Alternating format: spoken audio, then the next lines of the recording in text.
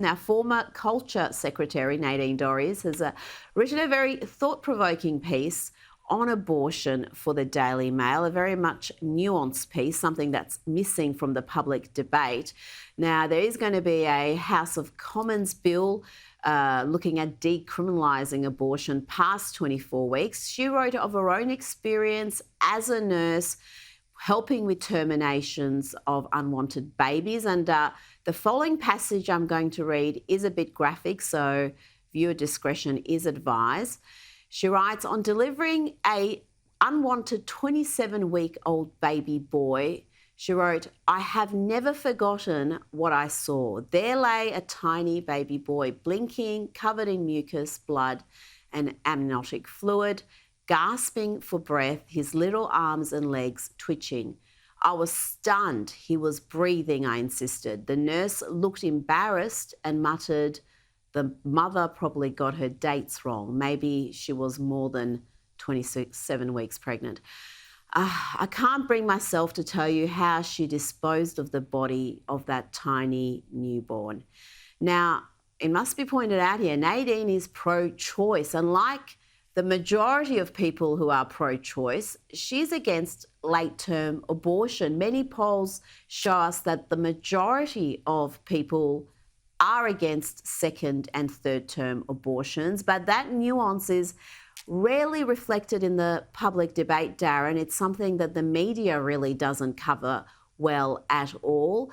Tell me about these bills, and I know there's another bill where 700 medical professionals are urging MPs to actually lower the abortion time limit from 24 weeks to 22 weeks.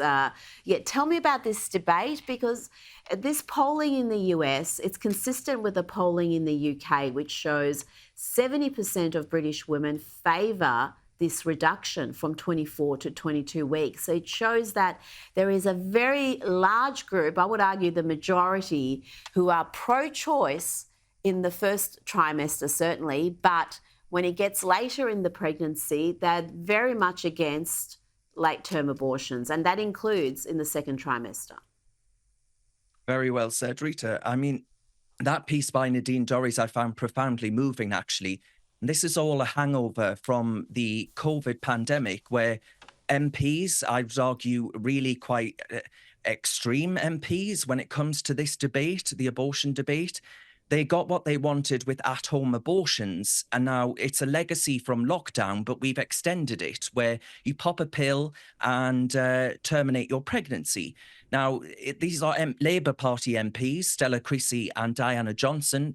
They've actually pulled the pin, I would argue, on the grenade of medical ethics with amendments that actually seek to transform abortion into an over-the-counter commodity up to birth.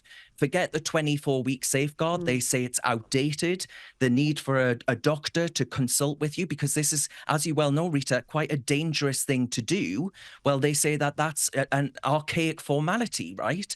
But I would worry, I argue that actually this would be like opening Pandora's box. This push for decriminalisation actually glosses over the complexities and the nuances that you mentioned so well there.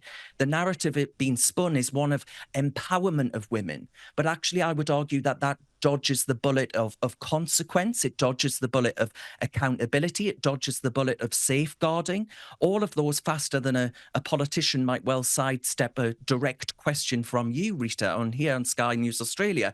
But the underlying melody of this movement that these MPs are part of, it actually sings of a really stark truth, which is the desire to redefine the sanctity of life as I see it until it's as disposable as the morning's coffee cup. And I think that's where public polling is. Public polling says, I'm pro-choice, but I am not pro these terminations at home via popping a pill, which could be dangerous for the mother, which are certainly obviously dangerous for the unborn, and really rule out the need for a healthcare professional to be on board with that. So I would argue there is a need for caution, for actual ethical consideration here, because convenience is one thing, but we can't sweep it under the rug like an inconvenient truth, right? This is a tale of two pandemics, one viral and the other ideological. And I really, really do not want to see British women get caught up in that ideological battleground in the name of freedom, because I don't think it is a freedom, Rita. I actually think it's incredibly negligent and dangerous. It absolutely is, and I would argue immoral. And I think, again, that Yeah. opinion is shared, according to those polls, by the great majority that there has to be a term limit. Now, whether that line is 24 weeks, 22 weeks, many European countries, that line is between 12 and 15 weeks.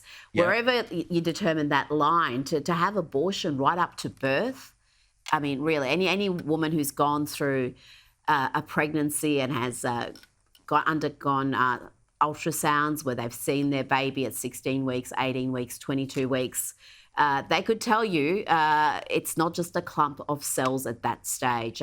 Darren Grimes, thank you so much for your time this evening. Appreciate it. Thank you, Rita.